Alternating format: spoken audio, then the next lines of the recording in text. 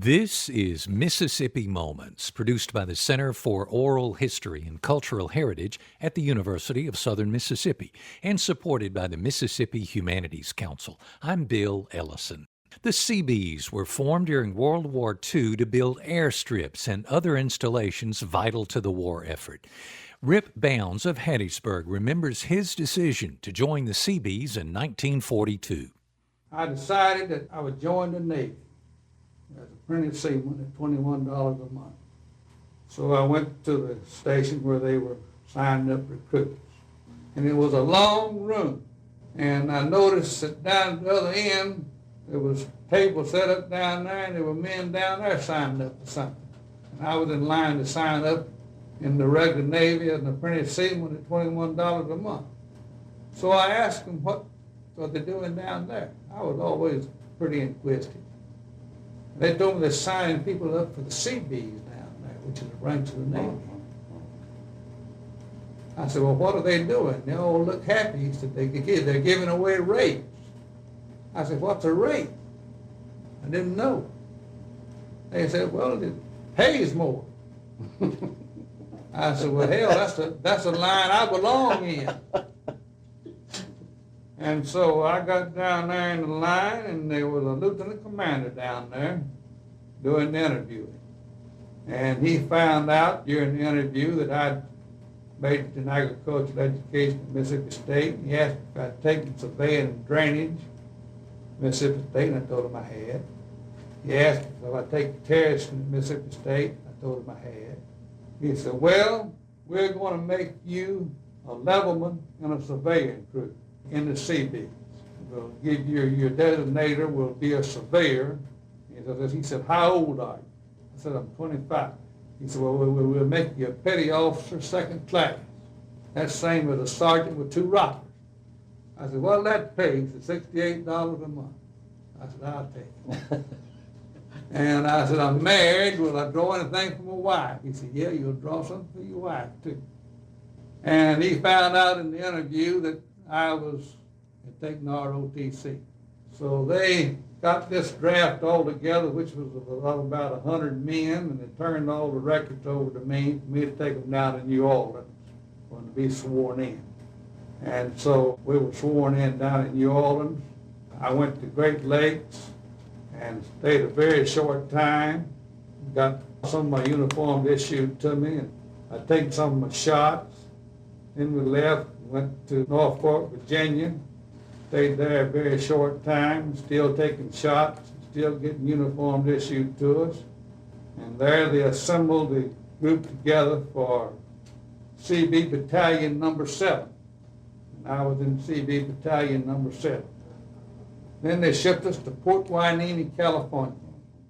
After the United States declared war on Japan, the Seabees rushed to build airfields on small islands in the Pacific. Rip Bounds recalls how they built a landing strip in the jungles of Espiritu Santo in just 14 days. We were sailing to Pago, Samoa. It took about 15 days, 16 days to get there. And we started approaching the island of Samoa. From sea, that was the most beautiful sight you could see. And the Navy had a base at Pago, Samoa. So we pulled into the harbor of Pago, Samoa, and we relieved a civilian contractor that was building an airport there. Because the Japanese were surfacing at nighttime with submarines and shelling the island, and they wanted to get these civilians out of there.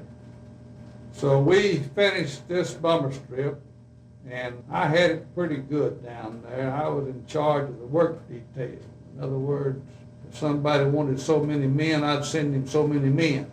I was kind of running the thing. And I was assigning the men to certain jobs as the officers needed them for the jobs they were doing.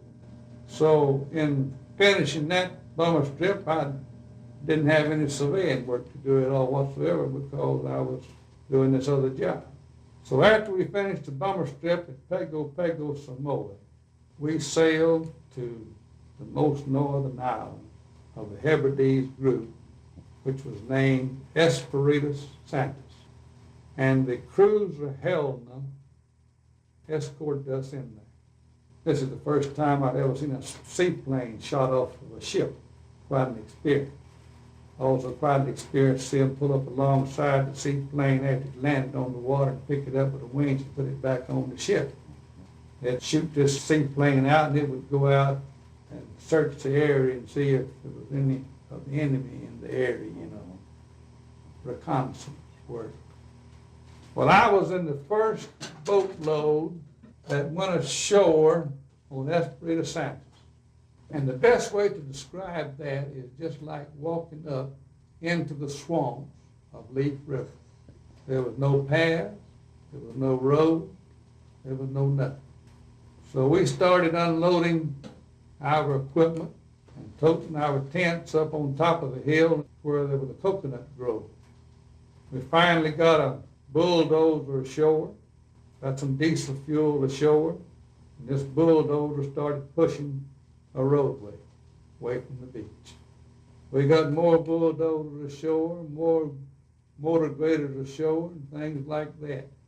Then we quit work and went up to this coconut grove and set up our tents for the night, and set up a field kitchen, which was right out in the open in these gas-burning ranges. At this time, they didn't even have C rations and K rations. So every morning when we'd go to work, they might give me a can of peas, give another man a can of beans, another man a can of corn, just like they sell in grocery stores, give another man a can of peaches, give us all some hardtacks. What we'd do, we'd get together and give one another some of each one of the different types of vegetables, and we'd have a pretty good lunch, you see. And so we built 8 miles of road and a bummer strip in 14 days. We were written up in some magazine, I forget the magazine, as the Lost Battalion, and what we'd done. Now, in building this bummer strip in that first 14 days, we hadn't put the matting down. What we had done was just push the coconut trees down, which were owned by the Palmolive Soap Company. We pushed them down and pushed them away and pushed the topsoil off down to the car. And planes could land and take off on that car rock. And we built the bummer strip to use for the invasion of Guadalcanal. We were 1 hour's flying time from Guadalcanal. The Japanese knew we were down there. We knew the Japanese was in Guadalcanal. So every night, the Japanese would come down there and bump us. Nuisance raid to keep us awake, whatnot, so we couldn't sleep, so we couldn't work efficiently the next day. As a transportation pool dispatcher for the Seabees, Bounds oversaw all motor vehicles for the naval base. He discusses using his position to get ice cream and other perks for his men. Later on, I got transferred to transportation.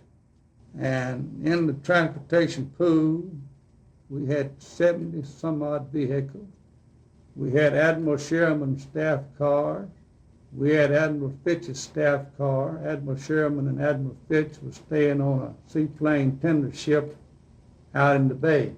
Then every truck, jeep, recon car that came on that island came to transportation. And they were assigned out from there, and we kept 70 vehicles in transportation at all times to use for certain jobs as people came in and asked for them. So when I first started to work in transportation, they put me in the grease pit, greasing trucks and draining the oil and changing the oil in them. But I got my eye on the dispatcher's job. And so in a few weeks, I was a dispatcher. And there was a fellow over transportation by the name of Chief Curley. And he left Espiritu Santo and went down to New Caledonia to get some truck parts so we could repair the trucks as they broke down. And Chief Curley went AWOL. Well, Warrant Officer Kimmins was the officer over transportation. He was also the officer over the officers club. So he stayed at the officers club all the time, intoxicated. And so I started working for transportation. And as I said, Chief Curley going over the hill, and Warrant Officer Timmons stayed drunk in the officers' winery. and my responsibilities grew. We had to furnish gasoline for all the vehicles on that island. So we had a service station set up there, tanks up high where the feed down on the gravity flow. We didn't measure it by the gallons, we just filled the tank. And then every vehicle that came through there had to be requisitioned out of there to somebody else if they got it. Then I was working these 70 men, driving these 70 trucks of vehicles. I also had drivers in there for Admiral Fitch and Admiral Sherman Jeeps and the con cars. I was also running the garage, trying to keep the trucks repaired, things like that. We were having to furnish gasoline for the generators that generated our electricity. We had to furnish gasoline for the small boats down at the little dirt pier we built down there. And so by controlling transportation, you had a pretty good stick. So then they also had a mail depot there. So a new ship would come in, and the mailmen would come down to the transportation and want a truck to haul the mail up that lava hill to which this mail depot was on top of. I'd tell them, I'm very sorry, I hadn't got a truck I can let you have. They said, well, you got 35, 40 sitting out there. I said, yeah, but they all standing by for Uncle Red. They may have to go in an ammunition haul or gasoline haul any moment. And I said, by the way, do y'all have ice cream out there on that ship? They said, yeah. I said, man, I ain't had any ice cream in 11 months. Yeah, I bet some ice cream would be good. Y'all have Coca-Cola out there on those ships? Yeah, we got Coca-Cola. Man, I hadn't tasted the Coca-Cola since I left the States. And we wouldn't let them have a truck. So they had took that mail up that hill and took their incoming mail down that hill. Well, the next day when they came ashore with the mail, they had a gallon of ice cream with them and a gallon of Coca-Cola with them. And so we used that as a means of getting some goodies. Thanks to his hard work, Bounds was soon promoted to petty officer first class. He remembers how an investigation into the disappearance of 87 cases of liquor was dropped after several boxes of the missing booze found their way to the commander's quarters. In gassing up these small boats, we had a seaplane tender stationed out there permanently in the bay. We had a destroyer tender stationed permanently out there in the bay. And we had a personnel ship stationed out there in the bay that housed the men that ran some PT boats. So they all printed up a little paper every day. And we were gassing their small boats every morning, so I told the gas man to ask the coxswain of those boats to bring us 10 or 15 copies of the paper that they printed every day on board ship every morning. And so we started getting about 10 copies of the paper from each of the 3 ships and had it up there for us to read, find out what was going on here in the war and what was going on back in the States. It was just something that you run off with a stencil. So Commander Pilot came down there one day and he saw all those papers. And he said, Bounds, where are you getting those papers from?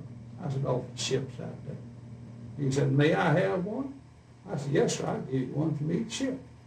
And so I started giving Commander Pilot one of those papers every morning, and he'd come down there every morning for the paper. So I'd give him a paper from each one of the ships. So I got a hold of a broom, and I cut it off and made a brush broom out of it, and we'd always sweep Commander Pilot's Jeep out and gas it up, give him first-class service, and everything. He'd come in and get the paper. We had some ice cream, he might eat a little of that, or if he had Coca-Cola, he might drink a little of that. And so we got pretty familiar. One day he came down there and he said, Bounds, I want to know who's running transportation. I said, Chief Curley is, sir. He said, oh, hell, Chief Curley went to AWL down in New Caledonia. I said, well, Warrant Officer Kimmons is running, sir. He said, oh, you know good and well that Kimmon stayed up there at the officers' club drunk all the time. He said, I don't know who in the hell's running transportation. I said, well, Commander Pilot, just to be honest about it, I think I'm running it. He said, you're doing a damn good job, keep it up. You're a petty officer first class right now. He said, I'm going straight to my office and have my yeoman to make you a petty officer first class. And so that's the way I made first class petty officer. Later on, the Army decided they'd move in there to protect us. We'd only been down there about 11 or 12 months. And so one night, the Army called up about 2 o'clock, and they wanted trucks to haul the whiskey in. And they hadn't been a drop of whiskey on that hour. And so I said, what, you want trucks to haul a whiskey in with all them truck drivers back there asleep? They woke up just like that. They said, let me go, let me go, let me go, let me go. They wanted 7 trucks. So I assigned them 7 trucks. Told each truck that they come by to be sure that they threw off a few cases of whiskey. And so we hauled that whiskey and we confiscated some of it. Being in charge of transportation, I kept a new Jeep all the time. So I couldn't drive my Jeep up the hill the next morning at 8 o'clock. So somebody drove me up my hill and carried my case of whiskey with me and all. And so during the daytime, I sobered up enough to go to work that night. So that night, Commander Pilot drives up down there in his Jeep, real brisky like. He comes in the tent where we got our little transportation office set up. He said, Bounds, did you let the Army have the trucks last night? I said, yes, sir. They called up. I said they wanted 7 trucks to help unload the cargo. And we didn't have Uncle Red on, and so I had trucks and drivers to spare, and so I let them have 7 trucks. You know what they hauled? I said, they didn't tell me. I don't know. He said, well, they haul whiskey. And he says they're 87 cases short. And he says, they got me on the spot. He said, something's going to be done about this. It's going to have a thorough investigation. And he said, I got to go down here to the airport. And he talked a little bit more, and then he said, you got to go to the airport.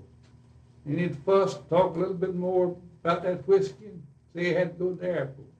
So he finally got in his Jeep and drove to the airport. Well, naturally, all the drivers come up around me and said, golly, we in trouble. I said, no, we're not in trouble. I says, how many of y'all give up 4 or 5 fifths of whiskey where we make up about 5 cases? So we made up 5 cases of whiskey, and so we carried them up there and put them right in the front of Commander Pilot's tent. So when he came in, he had to stumble over them. And we heard nothing else about whiskey. That was the end of the whiskey deal.